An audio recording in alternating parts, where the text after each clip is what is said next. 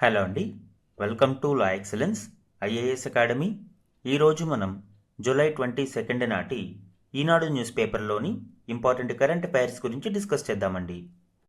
Before that మనము previous క్లాస్లోని question గురించి చూద్దాము. ప్రభుత్వ రుణానికి సంబంధించి కోశ బాధ్యత మరియు బడ్జెట్ నిర్వహణ అంటే ఎఫ్ఆర్బిఎం చట్టం యొక్క ప్రాథమిక లక్ష్యం క్రింది వాటిలో ఏది? ప్రీవియస్ క్లాస్లో మనము పబ్లిక్ డెట్ ప్రభుత్వ రుణానికి సంబంధించిన డీటెయిల్స్ డిస్కస్ చేయడం జరిగింది. ఆ కంటెక్స్ట్లో ఈ క్వశ్చన్ ఇచ్చాను అండి.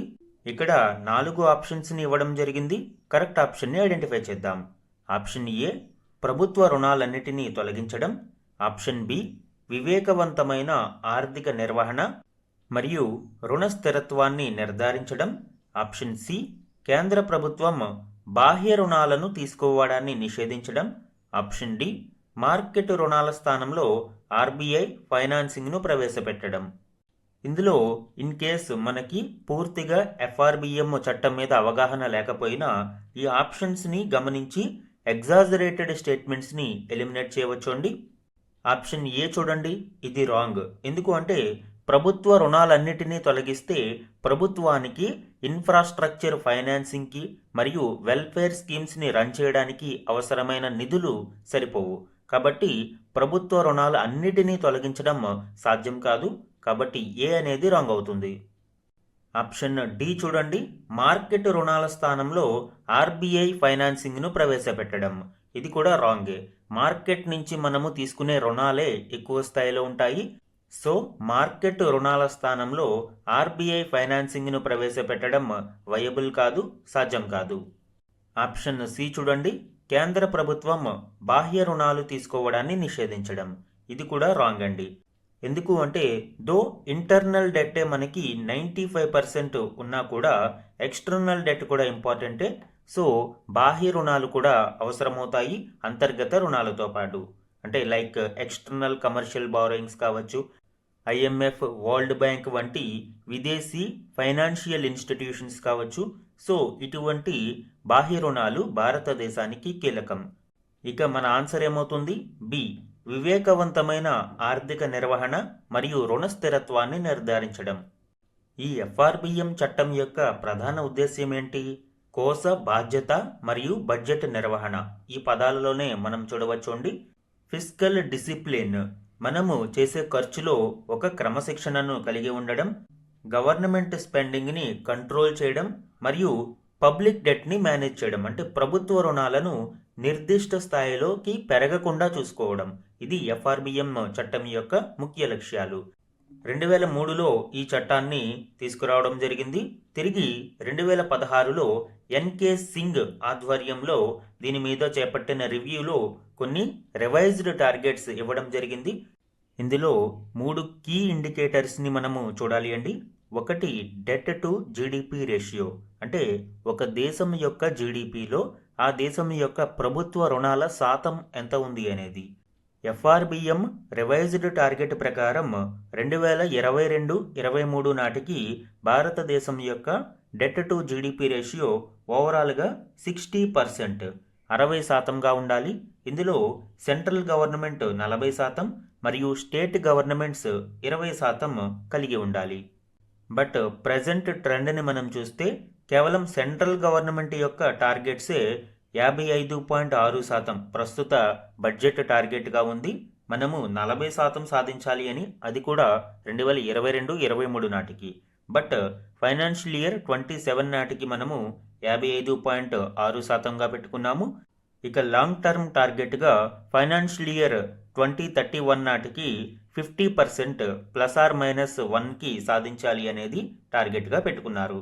ఇక ఫిస్కల్ డెఫిసిట్ కోశ లోటుకి సంబంధించి చూస్తే 2023 నాటికి 2.5%కి తగ్గించాలి అని ఎఫ్ఆర్బిఎం టార్గెట్స్ చెబుతూ ఉన్నాయి. బట్ ఫైనాన్షియల్ ఇయర్ 26లో 4.4% and next target financial year 27లో 4.3%గా లక్ష్యాన్ని నిర్ధారించుకున్నారు. ఇక రెవెన్యూ డెఫిసిట్ ఫైనాన్షియల్ ఇయర్ 26లో 1.5%గా ఉండగా ఫైనాన్షియల్ ఇయర్ 27లో కూడా 1.5% టార్గెట్ను నిర్ధారించుకున్నారు. బట్ ఎఫ్ఆర్బిఎం టార్గెట్ ప్రకారం 2023 ఫైనాన్షియల్ ఇయర్లోనే 0.8% సాధించాలి అని ఉంది. అయితే ఇంత టార్గెట్స్కి మరియు ప్రస్తుత ట్రెండ్స్కి డిఫరెన్స్ ఉండడానికి గల కారణం కోవిడ్ టైంలో విపరీతమైన లోటుని మనము ఎదుర్కోవాల్సి రావడమే. సో ఇప్పుడు ఈ టార్గెట్స్ అన్నీ కూడా మనము అచీవ్ అవ్వడానికి ప్రయత్నిస్తున్నారు. పబ్లిక్ డెట్ క్వశ్చన్కి ఎఫ్ఆర్బిఎంని ఇవ్వడానికి ఇదే కారణం అండి. కంప్లీట్గా ఈ టాపిక్ని డిస్కస్ చేద్దాము అని. సో ఒక పూర్తి చాప్టర్ మీకు దీని మీద అవగాహన వస్తుంది. ఈరోజు మన ఫస్ట్ ఆర్టికల్ చూడండి. విదేశీ ఎక్స్చేంజీల్లో భారత కంపెనీల నమోదుకు నిబంధనల సరళీకరణ. ఈ ఆర్టికల్ ఇటీవల ఆర్బీఐ ప్రతిపాదించిన foreign exchange management foreign investment rules 2026 యొక్క డ్రాఫ్ట్ గైడ్లైన్స్ని వివరిస్తుంది. ఇందులోని కీ పాయింట్స్ ఇప్పుడు చూద్దాం. భారతీయ కంపెనీలు విదేశీ స్టాక్ ఎక్స్చేంజీలలో నమోదు కావడానికి విదేశీ పెట్టుబడుల ప్రక్రియను మరింత సులభతరం చేసేందుకు ఈ సరికొత్త ముసాయిదా నిబంధనలను ఆర్బీఐ ప్రతిపాదించింది. దీని ఉద్దేశ్యం ఏంటి అండి? భారతదేశంలో మరింత ఫారిన్ డైరెక్ట్ ఇన్వెస్ట్మెంట్ని అట్రాక్ట్ చేయడం ఇందులోని కోర్ కాన్సెప్ట్గా మనం చూడవచ్చు. సులభతర వ్యాపార నిర్వహణను మెరుగుపరచడం, నిబంధనల్లో స్పష్టత తీసుకురావడం ముసాయిదా యొక్క లక్ష్యం. దీనితో ఎక్కువ ఫారిన్ ఇన్వెస్ట్మెంట్ అట్రాక్ట్ అయ్యే అవకాశం ఉంది. ఈ ప్రస్తుత నిబంధనలు 2019 నాటి foreign exchange management non debt instrument NDA రూల్స్ను రీప్లేస్ చేయనున్నాయి.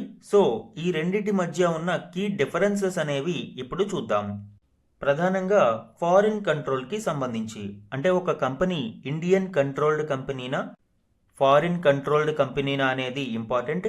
ఫారిన్ కంట్రోల్డ్ కంపెనీ అయితే మళ్ళీ ఇన్వెస్ట్మెంట్స్కి డౌన్ స్ట్రీమ్ ఇన్వెస్ట్మెంట్స్ అంటారు. ఈ డౌన్ స్ట్రీమ్ ఇన్వెస్ట్మెంట్స్లో సెక్టోరల్ క్యాప్స్ అనేవి అప్లై అవుతాయి. అంటే కొన్ని సెక్టార్స్కి రెస్ట్రిక్షన్స్ ఉంటాయి, లైక్ డిఫెన్స్, బ్యాంకింగ్. అలానే కొన్ని సెక్టార్స్లో ఇంత పరిమితికి మించి ఇన్వెస్ట్మెంట్ చేయకూడదు. సో ఫారిన్ కంట్రోల్డ్ కంపెనీస్కి ఈ రెస్ట్రిక్షన్స్ అండ్ లిమిట్స్ అన్నీ అప్లై అవుతాయి. అంటే అది ఒక ఫారిన్ కంపెనీలానే ట్రీట్ చేయడం జరుగుతుంది.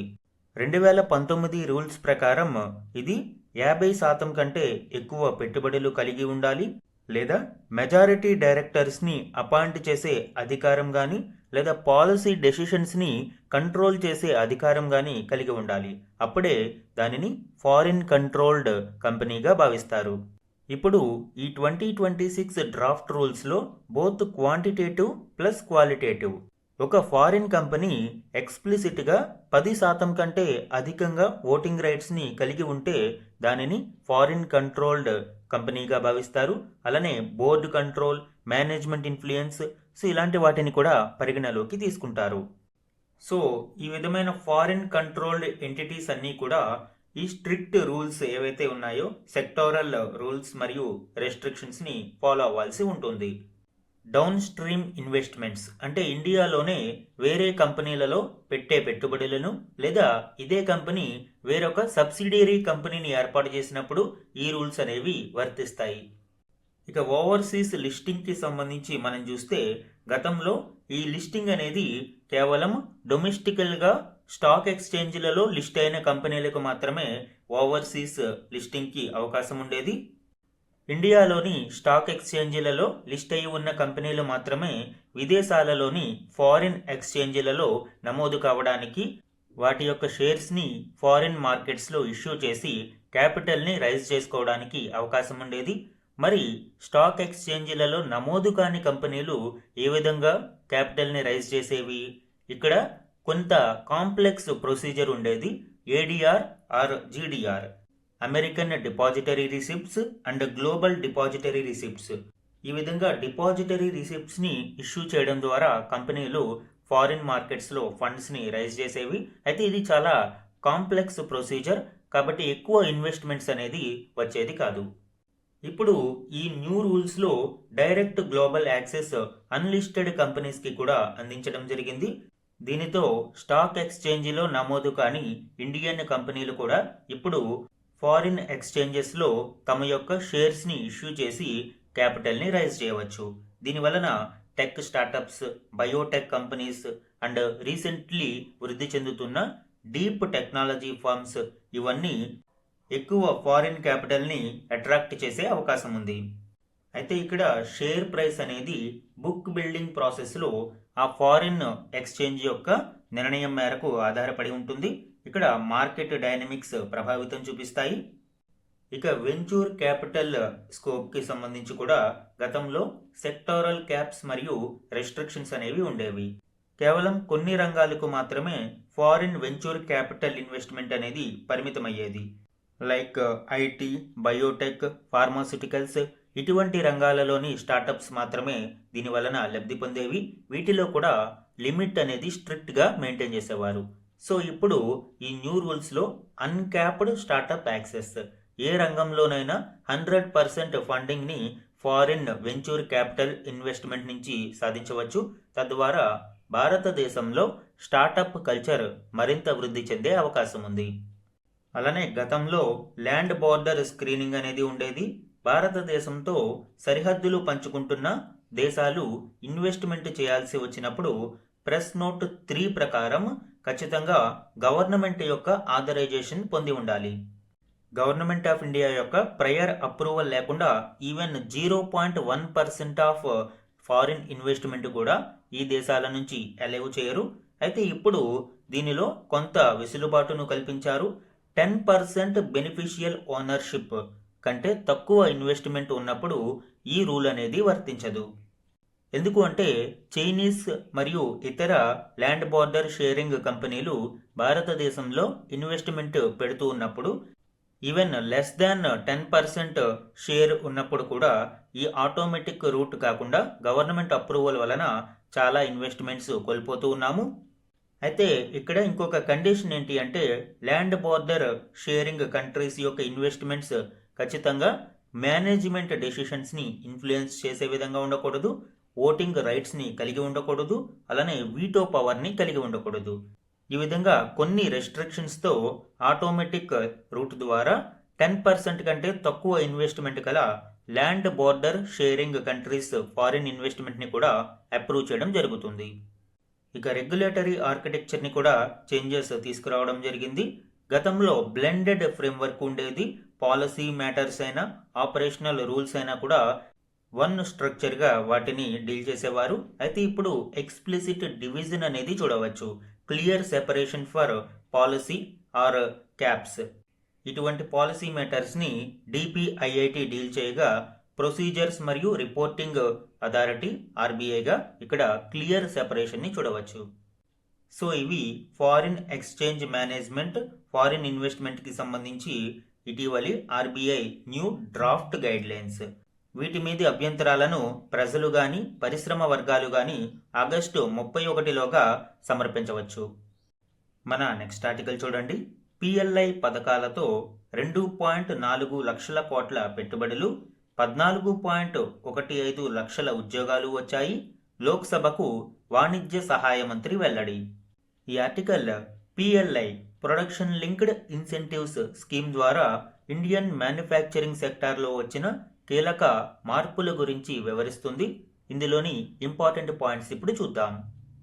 దేశీయంగా తయారీ పెంచేందుకు ప్రభుత్వం తీసుకువచ్చిన ఉత్పత్తి అనుసంధానిత ప్రోత్సాహక పథకం పిఎల్ఐ ఈ ఏడాది మార్చి వరకు 2.4 లక్షల కోట్ల పెట్టుబడులు, 14.15 లక్షలకు పైగా ఉద్యోగాలు తీసుకువచ్చింది అని లోక్సభకు వాణిజ్య పరిశ్రమల సహాయ మంత్రి వెల్లడించారు.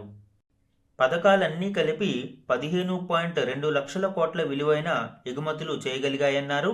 అంతర్జాతీయ సరఫరా వ్యవస్థలో భారత్కు పెరుగుతున్న పాత్రను ఇది ప్రతిబింబిస్తున్నట్లు ఆయన వివరించారు. ఫస్ట్ ఈ పిఎల్ఐ స్కీమ్ గురించి చూద్దామండి. Production linked incentive scheme. ఇది భారతదేశంలో డొమెస్టిక్ మ్యానుఫ్యాక్చరింగ్, దేశీయ ఉత్పత్తిని పెంచడానికి మరియు ఫారిన్ ఇన్వెస్ట్మెంట్ని అట్రాక్ట్ చేయడానికి తీసుకురావడం జరిగింది.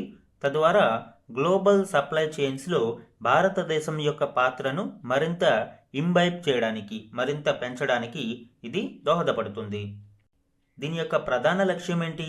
ఇన్సెంటివ్స్ అనేవి ప్రొడక్షన్ లింక్డ్, అంటే ఒక కంపెనీకి ఇచ్చే ప్రోత్సాహకాలు ఆ కంపెనీ యొక్క ఉత్పత్తి ఆధారంగా ఇస్తారు. ఆ కంపెనీ యొక్క సేల్స్ అనేవి బేస్ ఇయర్ ఆధారంగా పెరుగుతూ ఉంటే ఇన్సెంటివ్స్ కూడా 4% నుంచి 20% వరకు ఆ పెరుగుదలను బట్టి లింక్ చేయడం జరుగుతుంది. ఈ విధంగా టోటల్ 14 స్ట్రాటజిక్ సెక్టార్స్లో 1.9 లక్షల కోట్ల ఫైనాన్షియల్ అవుట్లేని ప్రోత్సాహకాలకు ప్రభుత్వం కేటాయిస్తుంది. ఈ స్కీమ్ యొక్క గోల్స్ చూడండి. High employment.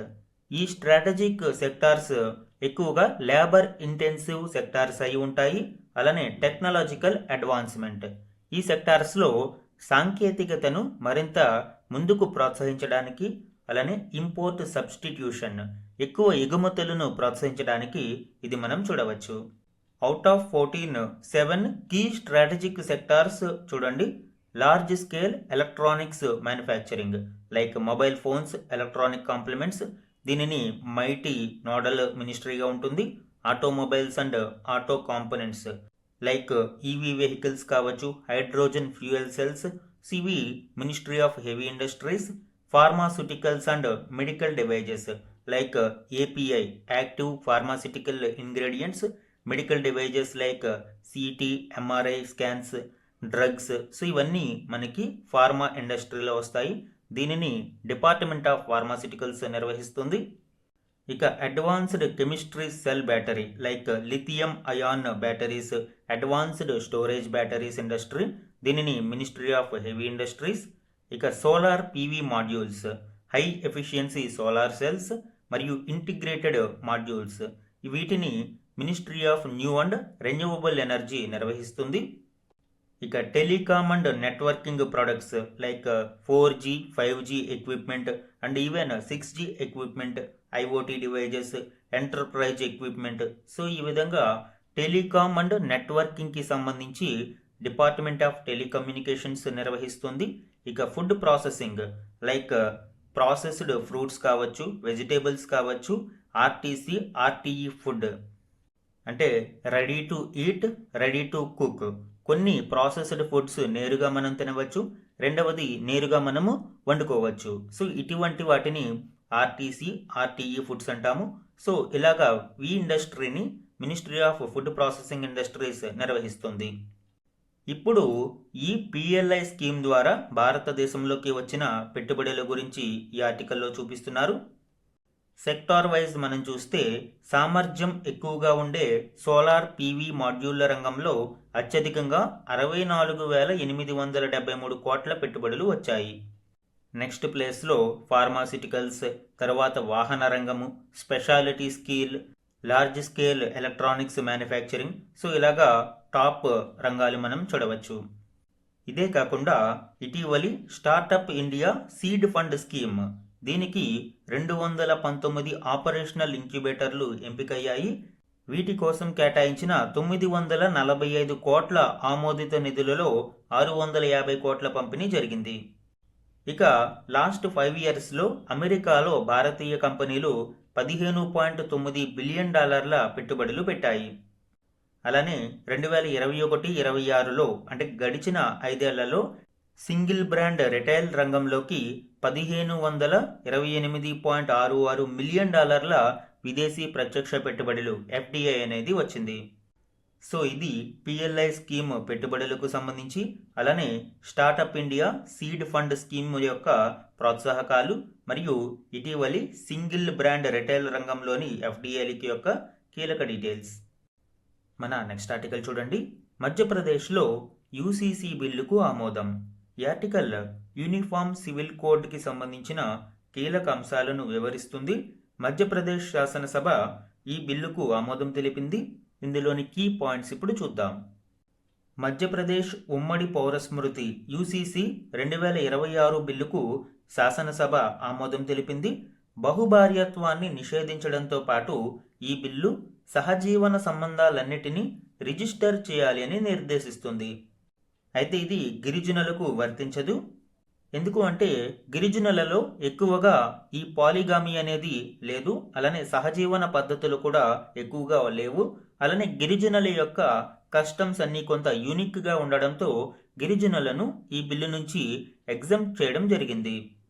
ఈ యూసీసీ బిల్లుకు ఇప్పుడు శాసనసభ ఆమోదం తెలపడంతో గోవా, అస్సాం, ఉత్తరాఖండ్ల తర్వాత దేశంలో ఉమ్మడి పౌర స్మృతిని అమలులోకి తెచ్చిన 4వ రాష్ట్రంగా మధ్యప్రదేశ్ ఖ్యాతి గడించింది. యాక్చువల్గా 5 అండి, ఇంక్లూడింగ్ గుజరాత్ కూడా యూసీసీ బిల్లును తీసుకురావడం జరిగింది. గోవా ఎప్పటి నుంచో ఉమ్మడి పౌర స్మృతిని అమలు చేస్తుంది. అయితే ఇది పోర్చుగీస్ ఉమ్మడి పౌర స్మృతి 1867ది. తరువాత దేశంలోనే మొట్టమొదటిసారిగా ఉత్తరాఖండ్ ఉమ్మడి పౌర స్మృతి బిల్లును జనవరి 27, 2025లో తీసుకురావడం జరిగింది.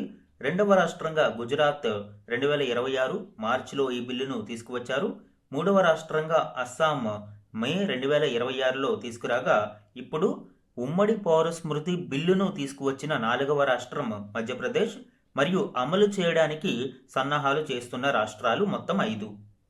యూసీసీ ఉమ్మడి పౌర స్మృతి అనేది సివిల్ మ్యాటర్స్లో, అంటే వివాహం కావచ్చు, డివోర్స్, ఇన్హెరిటెన్స్, అడాప్షన్ దత్తత ప్రక్రియ, సక్సెషన్ వారసత్వం, సో ఇలాంటి సివిల్ మ్యాటర్స్ అన్నీ కూడా ఈ యూసీసీలో సింగిల్ లాలోకి తీసుకురావడం జరుగుతుంది. గతంలో వివిధ రిలీజియస్ సబ్జెక్ట్స్ ఇందులో ఇన్వాల్వ్ అయ్యి ఉండేవి. దీనికి కాన్స్టిట్యూషనల్ బేసిస్ మనం చూస్తే పార్ట్ 4లోని డైరెక్టివ్ ప్రిన్సిపల్స్ ఆఫ్ స్టేట్ పాలసీలో ఈ ఆర్టికల్ 44 ప్రకారం ప్రభుత్వం పరిస్థితులకు అనుగుణంగా యూసీసీని తీసుకురావాలి అని ప్రతిపాదించింది. అయితే ఇక్కడ నాన్ జస్టిసిబుల్, ఈ యూసీసీని అమలు చేయకపోతే కోర్టులు ప్రశ్నించలేవు, ఎందుకంటే ఇది డిపిఎస్పిలో ఉంది కాబట్టి. ఈ యూసీసీకి కోర్ ఆర్గ్యుమెంట్స్ మనం చూస్తే మనకి యూసీసీకి ఫేవర్గా జెండర్ జస్టిస్. ఎందుకు అంటే కొన్ని రిలీజియస్ లాస్లో లింగ సమానత్వం లేకపోవడం వలన మహిళలు తీవ్ర వివక్షను ఎదుర్కొంటూ ఉన్నారు. అలానే నేషనల్ ఇంటిగ్రేషన్, ఒకే దేశం ఒకే చట్టం వలన అన్ని రకాల ప్రజలకు irrespective of religion, caste, sex, so ఇలాగా ఏ విధమైన వివక్ష లేకుండా ఒకే చట్టం అమలవుతుంది. సెక్యులరిజం, దీని వలన సెక్యులరిజం కూడా అంటే లౌకికత్వం కూడా డెవలప్ అవుతుంది. లీగల్ సింప్లిఫికేషన్, చట్టాల అమలు కూడా సులభతరం అవుతుంది. ఎందుకు అంటే డిఫరెంట్ యాక్ట్స్ని స్టడీ చేస్తూ కాంప్లెక్స్ లాస్ని మనము అమలు చేసే కంటే సింగిల్ చట్టాన్ని అమలు చేసినప్పుడు సులభంగా దానిని అమలు చేయవచ్చు. ఇక యూసీసీకి అగెనిస్ట్గా మనం చూస్తే థ్రెట్ టు డైవర్సిటీ. భారతదేశంలో భిన్నత్వంలో ఏకత్వం అనే నినాదానికి అనేక భిన్న జాతులకు ఇది కొంత అవరోధం కలిగించే అవకాశం ఉంది. అలానే రిలీజియస్ ఫ్రీడమ్ను కూడా దెబ్బతీసే ప్రమాదం ఉంది. ఎందుకంటే కొన్ని చట్టాలు రిలీజియస్ పర్పస్లో ఉంటాయి. ఇక ట్రైబల్ అండ్ మైనారిటీ కన్సర్న్స్ కూడా ఇక్కడ చూడవచ్చు. అయితే ప్రస్తుతం తీసుకువస్తున్న యూసీసీ బిల్లులు చాలా వరకు ట్రైబల్స్కి ఎగ్జంప్షన్ ఇస్తూ ఉన్నాయి because of their unique traditions and customs.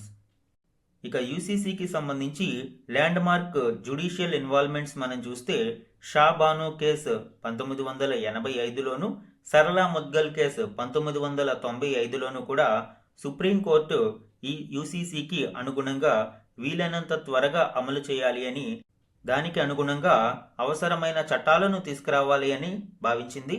So ఇది యూసీసీకి సంబంధించిన కీలక డీటెయిల్స్. నెక్స్ట్ ఆర్టికల్ చూడండి. ఇక ఇరాన్తో చర్చలపై ఆసక్తి లేదు ట్రంప్. టెహ్రాన్పై మళ్లీ విరుచుకుపడ్డ అమెరికా, కువైట్, జోర్డాన్, బహ్రెయిన్లపైకి దూసుకెళ్లిన ఇరాన్ క్షిపణులు, హార్మూజ్లో ట్యాంకర్పై ఐఆర్జీసీ దాడి, ఎర్ర సముద్రంలో 6 నౌకల్ని అడ్డుకున్న హౌతీలు. సో ఇక్కడ హార్మూజ్లోనేమో ఇరాన్ యొక్క ఐఆర్జీసీ దాడులు చేస్తూ ఉంటే రెడ్ సీలో హౌతీలు నౌకల్ని అడ్డుకుంటూ ఉన్నాయి. ఇది గ్లోబల్ సప్లై చైన్ని తీవ్రంగా ప్రభావితం చూపుతుంది. దీంతో చమురు ధరలు మళ్లీ పెరిగే అవకాశం ఉంది అని ఆందోళనలు వ్యక్తమవుతున్నాయి. అయితే ఇరాన్తో శాంతి చర్చలు జరపడంపై ప్రస్తుతానికి తమకు ఆసక్తి లేదు అని ట్రంప్ అన్నారు. ఇరాన్ ప్రతినిధులు మాతో భేటీ కావాలి అని చాలా బలంగా కోరుకుంటున్నారు. ఎందుకంటే మా దాడుల్లో వారి దేశం నాశనం అవుతుంది. అయితే అర్థవంతమైన చర్చలకు వారు సిద్ధమవ్వాలి. ప్రస్తుతానికైతే వారితో భేటీ అవడంపై మాకు ఆసక్తి లేదు అని ట్రంప్ పేర్కొన్నారు. సో ఇది వెస్ట్ ఏషియన్ వార్, పశ్చిమాసియాలోని ఉద్రిక్తతలకు సంబంధించిన లేటెస్ట్ అప్డేట్స్. నెక్స్ట్ వన్ చూడండి. ఏఐలోకి నిధుల వరద. ఈ ఆర్టికల్ ఇటీవలి centre for security and emerging technology గణాంకాలు 2026 నివేదిక ప్రకారం ఆర్టిఫిషియల్ ఇంటెలిజెన్స్లోకి ఏ దేశాలలోని ప్రైవేటు సంస్థల వాటా ఎంత ఉంది, ఏ దేశాలు ఎక్కువ నిధులను సమకూరుస్తున్నాయి అనేది ఇవ్వడం జరిగింది. ఇందులోని కీ పాయింట్స్ ఇప్పుడు చూద్దాం. ప్రపంచవ్యాప్తంగా పెద్ద ఎత్తున ప్రైవేటు ఏఐ కంపెనీలు ఏర్పాటవుతున్నాయి. నిరుడు ప్రపంచవ్యాప్తంగా వెంచర్ క్యాపిటల్, ప్రైవేటు ఈక్విటీ తదితర మార్గాలలో ఈ ఏఐ కంపెనీలు 42,966 కోట్ల డాలర్ల మేర నిధులను రాబట్టాయి. ఇందులో వివిధ దేశాలలోని ప్రైవేటు ఏఐ సంస్థల వాటాను మనం చూస్తే అత్యధికంగా అమెరికా 30,102 కోట్ల డాలర్స్ మరియు జర్మనీ 2,201 కోట్ల డాలర్స్, చైనా 1,718 కోట్ల dollars, Singapore 1,496, UK 1,018, Canada 956, Spain 937, Israel 463, Saudi Arabia 311 and India 301 కోట్ల డాలర్స్ని ప్రైవేట్ ఏఐ కంపెనీలు ఇన్వెస్ట్మెంట్ని సాధించాయి. Japan 136, UAE 115. సో ఈ విధంగా మనము గణాంకాలని చూడవచ్చు. మెయిన్స్ ఆన్సర్ రైటింగ్లో ఈ గణాంకాలు ఇంపార్టెంట్ అండి. మెయిన్ టాప్ 3 మరియు ఇండియా ఇవి చూసుకుంటే సరిపోతుంది. వన్ లైనర్ కరెంట్ అఫైర్స్ చూడండి. ఫుట్బాల్ ప్రపంచ కప్ విజేతగా స్పెయిన్ నిలిచింది. 2026 జూలై 20న న్యూయార్క్ న్యూజెర్సీ స్టేడియంలో జరిగిన ఫైనల్లో స్పెయిన్ 1-0తో అర్జెంటీనాపై విజయం సాధించింది. ఈ మ్యాచ్లో ఒకే ఒక్క గోల్ నమోదైంది అండి. టోరెస్ 106వ నిమిషంలో గోల్ను అందించారు. స్పెయిన్ ఇప్పటి వరకు 2010లో ఒకసారి ప్రపంచ కప్ గెలవగా మళ్ళీ లేటెస్ట్ ఎడిషన్తో 2వ కప్పును అందుకుంది. అర్జెంటీనా 3 సార్లు 1978, 86 మరియు 2022లో కప్స్ గెలిచింది. థర్డ్ ప్లేస్ కోసం జరిగిన పోటీలో ఇంగ్లాండ్ ఫ్రాన్స్పై విజయం సాధించింది. అలానే ఇండివిజువల్గా మనం చూస్తే గోల్డెన్ బూట్ను కిలియన్ ఎంబాపే ఫ్రాన్స్ ఆటగాడు మరియు గోల్డెన్ గ్లవ్ను స్పెయిన్ ఆటగాడు ఉనై సైమన్ గెలుచుకున్నారు. ఈ రెండు కూడా ఇంపార్టెంట్ అండి స్పోర్ట్స్ కరెంట్ అఫైర్స్లో. నెక్స్ట్ వన్, బ్రిటన్ నూతన ప్రధానమంత్రిగా లేబర్ పార్టీ నాయకుడు ఆండీ బర్న్హామ్ 2026 జూలై 20న బాధ్యతలు చేపట్టారు. So new British prime minister ఆండీ బర్న్హామ్ పర్సనల్ న్యూస్లో గుర్తుపెట్టుకోండి. నెక్స్ట్ వన్, కేంద్ర ప్రభుత్వం యొక్క పబ్లిక్ డెట్ గురించి లాస్ట్ క్లాస్లో మనము చెప్పుకున్నాము. 2025-26 నాటికి 201.17 లక్షల కోట్ల రుణం అనేది కేంద్ర ప్రభుత్వానికి ఉంది. గడిచిన 12 ఏళ్లలో ప్రతి ఏటా 10.95% మేర రుణభారం వృద్ధి చెందుతూ 137.06 లక్షల కోట్లకు పెరిగింది. అంటే ఓవరాల్గా 214% మేర పెరిగింది. దీనికి సంబంధించిన కంప్లీట్ డీటెయిల్స్ మనము ప్రీవియస్ క్లాస్లో చెప్పుకున్నాము. దీనికి కంటిన్యూషన్గానే ఎఫ్ఆర్బిఎం యాక్ట్కి సంబంధించి కూడా మనము ఈరోజు క్లాస్లో క్వశ్చన్ ఆఫ్ ద డే గురించి చెప్పుకున్నాము. ఈరోజు వన్ లైనర్ మాదిరి ప్రశ్నలు చూడండి. Steel authority of India limited chairman and managing director సిఎండిగా ఇటీవల ఎవరు బాధ్యతలు స్వీకరించారు? Answer doctor Ashok Kumar Panda. Next one, Oman నుంచి భారత్లోని ఏ రాష్ట్రం వరకు 40,000 కోట్ల భారీ సముద్రగర్భ గ్యాస్ పైప్లైన్ను నిర్మించాలి అని భారత ప్రభుత్వం నిర్ణయించింది? ఆన్సర్ గుజరాత్. ఈ హార్మూజ్ జలసంధి యొక్క సంక్షోభం వలన అనేక ప్రత్యామ్నాయాలను భారత ప్రభుత్వం ఎక్స్ప్లోర్ చేస్తుంది. ఈవెన్ యుఏఈ, ఒమన్ లాంటి దేశాలు కూడా ఇప్పుడు ప్రత్యామ్నాయ పరిస్థితుల గురించి ఆలోచిస్తున్నాయి. ఈ నేపథ్యంలోనే ఈ ప్రాజెక్టుకు రూపకల్పన జరిగింది. నెక్స్ట్ వన్, దేశ ఇంధన భవిష్యత్తును బలోపేతం చేసేందుకు ఉపరితల బొగ్గు లిగ్నైట్ గ్యాసిఫికేషన్ ప్రాజెక్టులను ప్రోత్సహించేందుకు ఇటీవల కేంద్ర ప్రభుత్వం ఎంత మొత్తం వ్యయంతో ఓ పథకాన్ని ఆమోదించింది? ఆన్సర్ 37,500 కోట్లు. కోల్ గ్యాసిఫికేషన్ ప్రక్రియ కోసం ఈ పథకాన్ని రూపొందించారు. 2030 నాటికి 100 మిలియన్ టన్నుల బొగ్గు వాయువును అంటే కోల్ గ్యాసిఫికేషన్ను ఉత్పత్తి చేయాలి అనేది ప్రభుత్వ లక్ష్యం. అమెరికా కేంద్ర బ్యాంకు ఫెడరల్ రిజర్వ్ నూతన చైర్మన్గా ఎవరు బాధ్యతలు స్వీకరించారు? Answer Kevin వార్ష్. సో ఇవి ఇంపార్టెంట్ మాదిరి ప్రశ్నలు అండి. ఇందులో ఈ ఒమన్ మరియు ఇండియా ప్రాజెక్ట్ ఇంపార్టెంట్ మరియు కోల్ గ్యాసిఫికేషన్ ఇంపార్టెంట్. ఈ ప్రక్రియకు సంబంధించిన కంప్లీట్ డీటెయిల్స్ మనము మే కరెంట్ అఫైర్స్లో డిస్కస్ చేయడం జరిగింది. ఈరోజు మన క్వశ్చన్ ఆఫ్ ద డే గురించి చూడండి. ఈరోజు క్లాస్లో PLI production linked incentives scheme గురించి డిస్కస్ చేయడం జరిగింది. ఆ కంటెక్స్ట్లో ఈ క్వశ్చన్ ఇచ్చాను అండి. ఇందులో 4 ఆప్షన్స్ ఉన్నాయి. కరెక్ట్ ఆప్షన్ని ఐడెంటిఫై చేసి ఆన్సర్ని కమెంట్ సెక్షన్లో కమెంట్ చేయండి. ఇది ఈరోజు ఈనాడు న్యూస్ పేపర్లోని ఇంపార్టెంట్ కరెంట్ అఫైర్స్ మీద daily analysis. Thank you for watching.